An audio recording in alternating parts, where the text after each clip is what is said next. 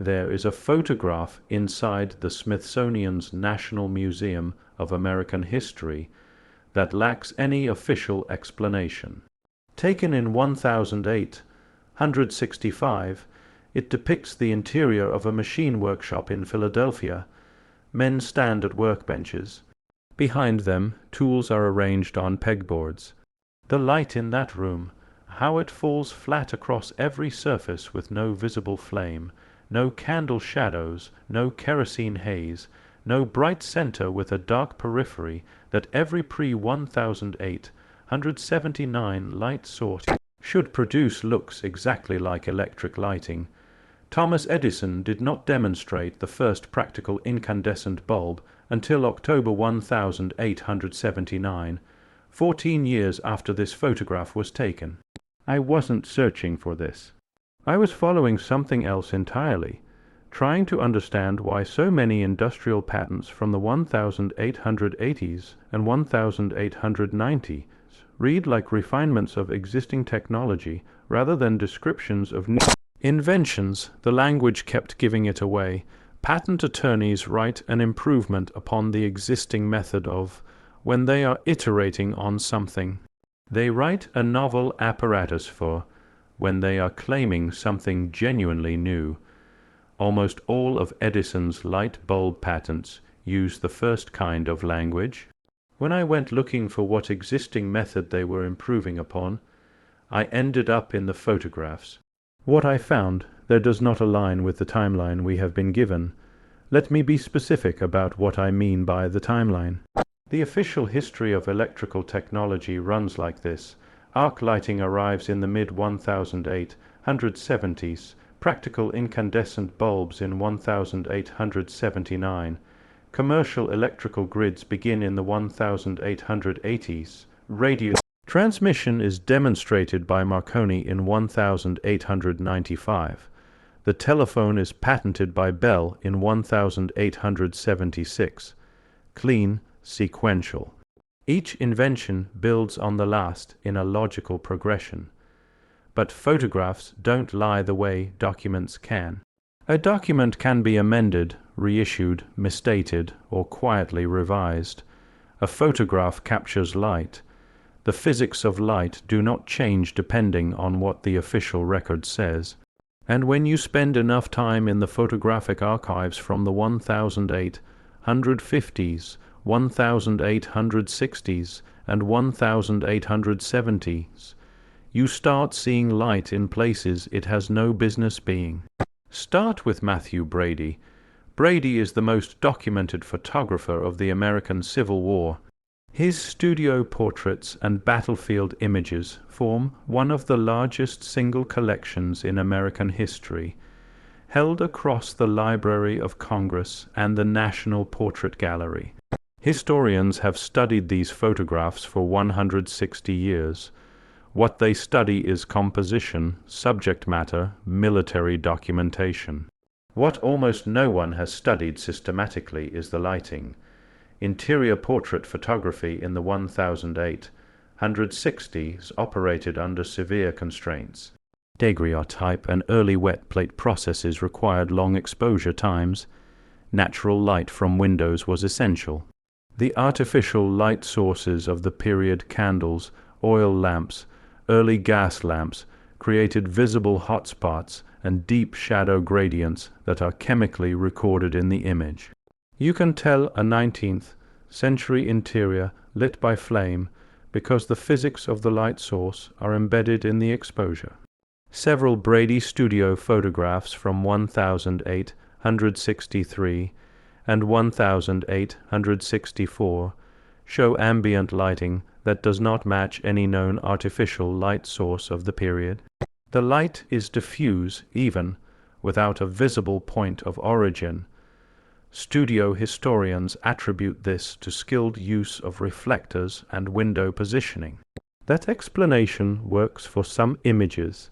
It does not work for the ones taken in interior rooms without exterior window access, where the exposure times should have required a flame source that would be chemically detectable. No one has formally published a challenge to the reflector explanation. It is the explanation that exists. So it is the explanation that persists. Brady isn't the only issue. In 1866, a dentist from Washington named Mahlon Loomis climbed to the top of Bear's Den Mountain in Virginia with a kite trailing a copper wire. On a neighboring mountain 18 miles away, his assistant flew a second kite with a second copper wire. Loomis connected his wire to a galvanometer, a current measuring device. When his assistant interrupted the electrical connection on the distant mountain, Loomis's galvanometer moved. He had transmitted an electrical signal wirelessly across 18 miles in 1866. Guglielmo Marconi is credited with inventing wireless radio transmission. His first successful transmission was in 1895. Loomis filed his patent in 1872. The patent was granted. Congress authorized funding for continued research in 1873. Then the funding bill failed in committee during the financial panic of 1873. Loomis lost his financial backers, and his work entered what historians of technology call a period of dormancy. That is the official phrase, dormancy, as if the physics of wireless transmission took a 20-year nap while Marconi caught up. Loomis died in 1886 without seeing his work continued. His patents expired. 9 years later, Marconi demonstrated the same principle and received the credit that determines how the textbooks read today. The Loomis case is not hidden. It is in the patent record. It is in the congressional record. It is simply not in the version of history that gets taught, because that version is organized around invention dates that reflect when technology became commercially dominant, not when it was first demonstrated. That distinction matters more than almost anything else in this investigation. Consider what was on display in Philadelphia in 1876 at the United States Centennial Exhibition. 49 nations participated, over 10 million people attended, and in Machinery Hall, a building covering 14 acres, exhibitors displayed the most advanced industrial technology in the world. The coreless steam engine, 40 feet tall, 700 tons, capable of powering every machine in the hall simultaneously, automatic lathes, precision milling equipment, high-speed printing presses. Photographs of Machinery Hall taken in 1876 show something that the official record classifies as a steam-powered exhibition. But look at the electrical wiring visible along the ceiling structures in several wide-angle photographs. Look at the lamp housings mounted at regular intervals along the ceiling, the same interval spacing that later commercial electrical grids would use as a standard.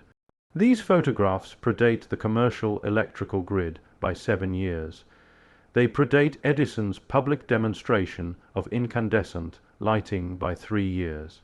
The standard response is that early arc lighting experiments were being demonstrated at the exhibition. That is true, but arc lighting of the period used carbon electrodes that burned visibly. The overhead fixtures in several of the Machinery Hall photographs are enclosed. They are not carbon arc demonstrations, and the exhibition records which are preserved and which I have read do not document enclosed electric lighting installations in Machinery Hall. They document what was officially there, not everything that was there.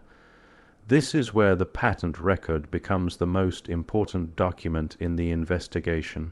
Between 1869 and 1882, the United States Patent Office received and approved a cluster of electrical patents that historians have collectively labeled precursor technology, meaning technology that preceded and theoretically made possible the major inventions that followed. The problem with this framing is that several of these precursor patents describe fully functional systems, not theoretical concepts. A functional system for incandescent lighting was patented by Henry Woodward and Matthew Evans in Canada in 1874. They sold that patent to Edison in 1879, the same year Edison applied for his own patent. Edison's patent language explicitly references improvement upon the Woodward and Evans method. William Sawyer and Alban Mann filed American patents for incandescent lighting in 1878, 1 year before Edison. Their patents were disputed, consolidated, and eventually folded into the Edison Company through litigation and acquisition during the 1880s. The inventors received settlements. Their names left the history. This pattern, demonstration, then suppression, then reattribution repeats across the entire technological record of the late 19th century. Elisha Gray filed a patent caveat for the telephone on the same day. Alexander Bell filed his application in 1876. The same day, Gray's caveat arrived hours after Bell's. According to the official record, Gray disputed this for the rest of his life. Bell won because Bell's lawyers navigated the patent office more effectively, not because Bell invented the telephone first. Gray had demonstrated a working harmonic telegraph years before Bell's application. The underlying physics were the same. The patent went to Bell. None of this is secret. It is in the legal record. What it means for the photographs is this. If multiple inventors were demonstrating electrical technology years before the official invention dates, and if that technology was deployed in limited contexts before the patents that define our historical timeline, then photographs from that period should show evidence of it. And they do. There is a series of photographs taken in Chicago between 1868 and 1872, before the fire, documenting the city's commercial district. Several images show State Street and Wabash Avenue at night. The light sources visible in those images, the ones mounted on poles at regular intervals along the street, are enclosed. They are not open, flame gas lamps. Gas lamps of the period used visible open mantles or globes, and photographs of contemporaneous gas-lit streets in London and New York from the same era show exactly that. The Chicago street photographs show enclosed fixtures on poles producing a quality of light that is photographically distinct from gas. Chicago's official history of electrical street lighting begins in 1878. Those photographs are from 1868 through 1871. When I raised this with a photographic historian whose work I respect, the response was careful. She said the images were ambiguous, that enclosed globe gas fixtures did exist in some premium commercial applications during that period, that the photographic chemistry of the era could produce lighting artifacts, that without access to the original glass plates which were destroyed in the 1871 fire, no definitive conclusion was possible.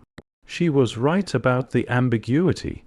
She was also right about the plates. The original documentation, the physical evidence that could resolve the question, burned in the same fire that burned the buildings those photographs were taken to document. The Chicago fire burned the commercial district, and with it several private photography studios that held the original glass plates for the pre-fire city documentation. What survives are copies of copies sufficient for historical research, not sufficient for the photochemical analysis that would settle the lighting question definitively.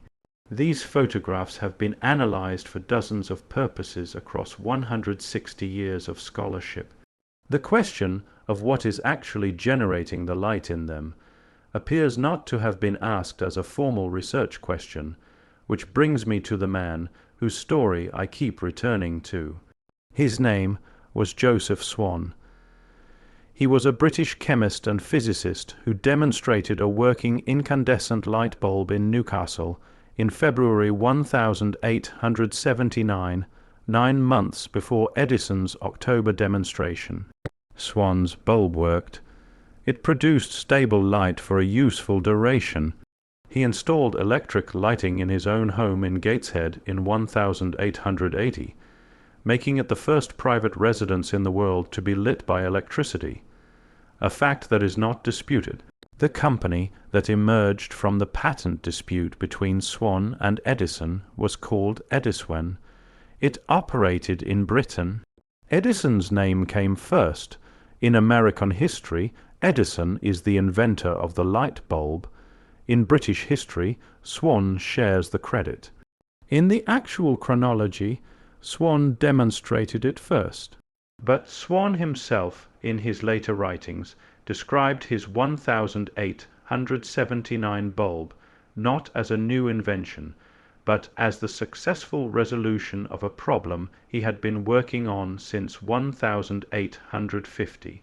He described failed experiments throughout the 1850s and 1860s involving different filament materials. He described consulting other researchers who were working on similar approaches.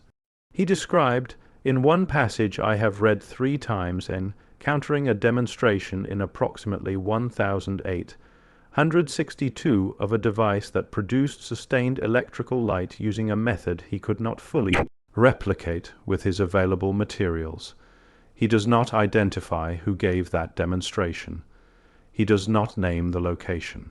He attributes his inability to replicate it to inferior carbon preparation techniques available to him at the time. He was describing in 1882 watching a working electric light in 1862, 17 years before Edison, and then he spent the next 17 years trying to figure out how it was done. The official history gives us a clean line: experiments, failure, breakthrough, patent, commercial deployment. It gives us names and dates and a narrative of progress that feels inevitable in retrospect. What it does not give us is an account of what happened to the demonstrations that preceded the patents. What happened to the working devices that existed before the commercial systems? What happened to the technology that appears in the photographs but not in the timeline? Those questions do not have official answers. They have only what remains: the images themselves, the patent language that describes improvements on existing methods, the archived testimony of inventors describing demonstrations they witnessed before the official history begins, and the recurring coincidence that the physical evidence most likely to resolve these questions was repeatedly lost to fire, institutional neglect, or administrative process in the decades immediately following the period in question. There was an engineer somewhere in America in 1895 who was old enough to have worked in a Philadelphia machine shop in 1865, old enough to have been in Machinery Hall in 1876, old enough to have seen whatever was generating that light before the patents that explain it were filed. He would have been in his 50s when Edison's grid went commercial. He would have watched the newspapers announce the invention of things he remembered seeing before he was 30. What did he say about that to his colleagues, to his family, to anyone who would listen? The Patent Office has the applications. The Library of Congress has the Brady photographs. The Smithsonian has the 176 exhibition records. The Photographic Archive at the Chicago History Museum has the Fire City images, the copies that survived. None of these institutions have been systematically asked the question this evidence raises, not whether the official invention dates are wrong. That is too large a question and too easily dismissed. Just the smaller question, the precise one, what is making the light in those photographs, because if the answer is electricity, the timeline changes. And if the timeline changes, then every story built on that timeline, the heroic inventor, the sudden breakthrough, the march of progress from darkness to light, has to be looked at again. The photographs are still there. The light in them hasn't changed. It has been waiting in those images for 160 years for someone to ask what it is. Not what it is supposed to be, what it actually is.